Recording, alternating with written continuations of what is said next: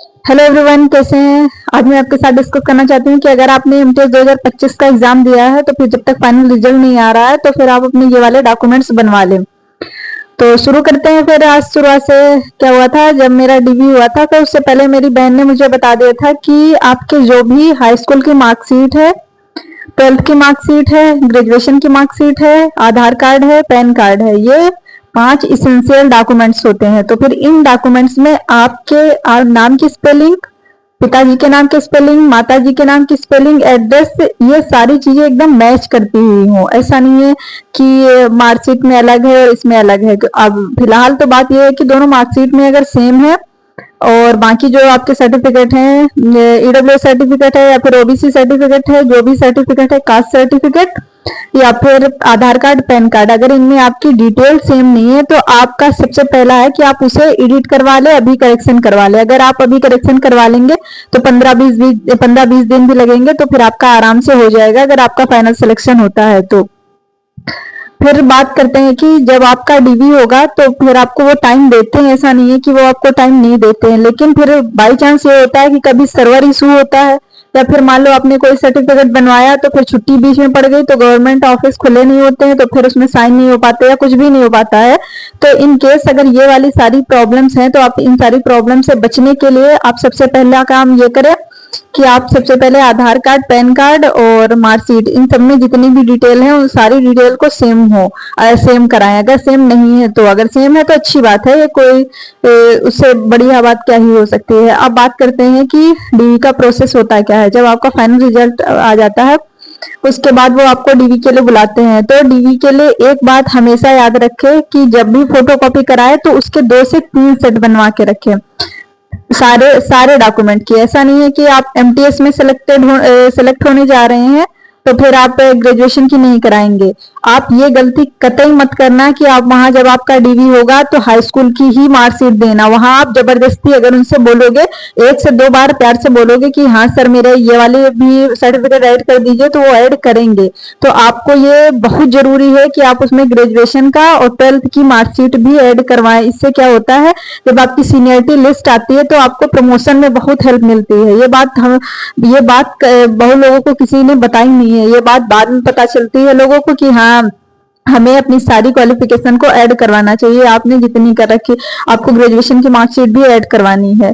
दूसरा पॉइंट ये हो गया है। तीसरा पॉइंट ये है कि जब भी आप डॉक्यूमेंट के सेट बनवाएं तो आपको 3-3 सेट बनवाना है, आपको बाकायदा अपने पास लेके रखना है। और ये बात याद रखनी है कि अगर आपका फाइनल सिलेक्शन हुआ है तो आपको डीवी से कोई रिजेक्ट नहीं कर सकता है। आप ये परेशान, अभी आपका रिजल्ट आएगा तो आप परेशान हो जाएंगे कि मुझे ये बता दीजिए, ये बता दीजिए। ये डीवी के लिए सबसे एक्यूरेट वीडियो है। आपको मैंने इसमें जेन्यून जेन्यून चीजें बताई है, पूरा अपना जेन्यून एक्सपीरियंस दिया है कि हाँ क्या क्या रियल में होता है। आप सारे डॉक्यूमेंट की फोटोकॉपी कराएं, तैयार करें, सारे सबके सेट बना ले, सबको पंच करके 3 जगह रख ले। आप अपनी फोटो जो भी लगाए उसकी कम से कम 8-10 फोटो एक साथ बनवा लें और वही फोटो को आपको पूरे प्रोसेस के दौरान चलानी है। यहाँ से लेके डीवी से लेके ज्वाइनिंग तक आपको वही फोटो चलानी है। दूसरी बात ये होती है, अगर आपके पास इनकम सर्टिफिकेट है, आपके पास डोमिसाइल सर्टिफिकेट है, तो आप इन सारे सर्टिफिकेट को अपने साथ सारे डॉक्यूमेंट लेके जाएं। और मेनली ये याद रखें कि जो कास्ट सर्टिफिकेट है उसमें सारी चीजें सही होनी चाहिए। आपका कब तक ये वैलिड ईयर है और कब से कब तक ये है, आप उसके अंडर आते हैं। आप बिल्कुल मतलब फ्रॉड करने के चक्कर में मत पड़े कि मैं ओबीसी में नहीं आ रहा, मतलब मैं ईडब्ल्यूएस में नहीं आ रहा हूँ फिर भी मैं उसका बेनिफिट ले रहा हूँ। इन सबसे कुछ नहीं होता है। आप थोड़ी मेहनत करनी पड़ेगी, आपको जनरल से फाइट करना पड़ेगा। ये हो गया कास्ट सर्टिफिकेट का। अब लोग जो ये पूछते हैं कि अगर मैं SC/ST में हूँ या फिर EWS में हूँ या OBC में हूँ तो मैंने जनरल से क्वालिफाई किया है तो क्या मेरा कास्ट सर्टिफिकेट लगे। अगर आपने जनरल से क्वालिफाई किया है तो आपके सर्टिफिकेट चाहे आपका पुराना हो या उसमें कोई गलती हो, वो मैटर नहीं करता है, वो आपको जनरल से ही क्वालिफाई करेंगे। ऐसा मेरे फ्रेंड के साथ हुआ था, उसकी अभी डीवी थी तो उसका OBC सर्टिफिकेट थोड़ा पुराना था, तो फिर उसने जो जनरल से क्वालिफाई किया था उसकी रैंक भी ऑल इंडिया रैंक उसकी अच्छी थी, 9 या 8 थी कुछ। तो उसकी रैंक अच्छी थी और उसने जनरल से क्वालिफाई किया था। तो जब वहाँ डीवी देने गया था तो पहले तो उसका सर्टिफिकेट मांगा, फिर बोला, फिर थोड़ी देर बाद एक जो दूसरा ऑफिसर था उसने देखा तो वो बोला कि इसने तो जनरल से क्वालिफाई किया, तो उसको जनरल से मतलब वैलिड कर दिया था और बाकी चीजें देखी ही नहीं थी। तो आपका ये चौथा डाउट भी पूरा हो जाता है कि अगर आप जनरल से क्वालिफाई करते हैं तो आपको कोई भी डॉक्यूमेंट की जरूरत नहीं होती है। अब आपको समराइज करके बता देती हूँ कि आप सारे सर्टिफिकेट जितने हैं सब में अपनी डिटेल बराबर रखें, एकदम एक एक स्पेलिंग ध्यान दे, क्योंकि वहाँ एक एक स्पेलिंग ध्यान दी जाती है। और मेनली ये है कि आप हाई स्कूल की मार्कशीट, आधार कार्ड और जो आपका कास्ट सर्टिफिकेट है, इन तीनों में तो मेनली सारी चीजें सही हो। दूसरा पॉइंट ये है कि आप अपना जो भी हाईएस्ट क्वालिफिकेशन है वो सर्टिफिकेट वहां जाके ऐड करवाएं डीवी में। डीवी में आपको एकदम डरना नहीं है, वहां जो ऑफिसर बैठते हैं वो आपको रिजेक्ट करते ही नहीं करेंगे, क्योंकि आपका फाइनल सिलेक्शन हुआ है, आपने वैलिड तरीके से सिलेक्शन लिया है। तो आप वहां जाएं और अपनी हाईएस्ट क्वालिफिकेशन वहां पर ऐड कराएं। इसके बाद फिर ये बात आती है कि अगर आप जनरल में क्वालिफाई करते हैं तो फिर आपको सर्टिफिकेट की आवश्यकता ही नहीं होती है।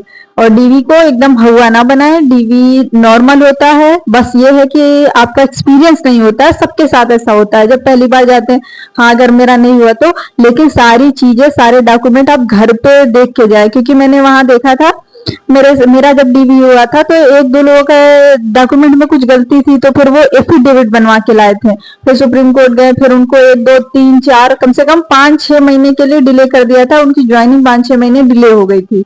तो मेरा यह है कि अगर आप पहले ही डॉक्यूमेंट चेक करवा ले, और अगर मान लो बाई चांस आप नहीं चेक करवा मतलब आपका नहीं करेक्ट हो पा रहा है, आपका करेक्शन नहीं हो पा रहा है किसी चीज में, तो आप सीधा सा फंडा है उसके लिए, आप एफिडेविट बनवा ले। अब एफिडेविट में लोग पूछते हैं क्या लिखवाना, जैसे मान लो आपके आधार कार्ड में पिताजी का नाम की स्पेलिंग गलत हो गई और आपकी मार्कशीट से दोनों चीजों में मैच नहीं कर पा रही, तो आपको एफिडेविट में सिर्फ इतनी सी बात लिखवाई जाती है कि जो भी नाम इस हाई स्कूल की मार्कशीट में है पिताजी का और जो आधार कार्ड में है, ये दोनों नाम एक ही व्यक्ति के हैं, बस गलती से मिसमैच हो गया है, तो हाई स्कूल की मार्कशीट वाला सही है। बस इतनी सी आपका एफिडेविट 50 या 100 रुपए का बन जाता है।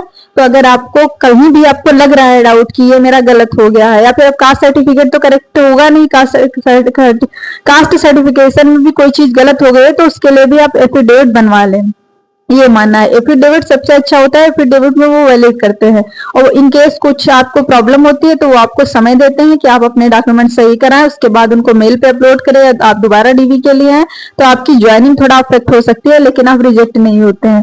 इसलिए ये आप वीडियो देखें, और ये मैंने जेन्युइन आपको एक्सपीरियंस दिया है कि डीवी क्या होता है। और अगर आप मेरे चैनल पे नए हैं तो सब्सक्राइब करें, सपोर्ट करें। Okay, thank you, bye.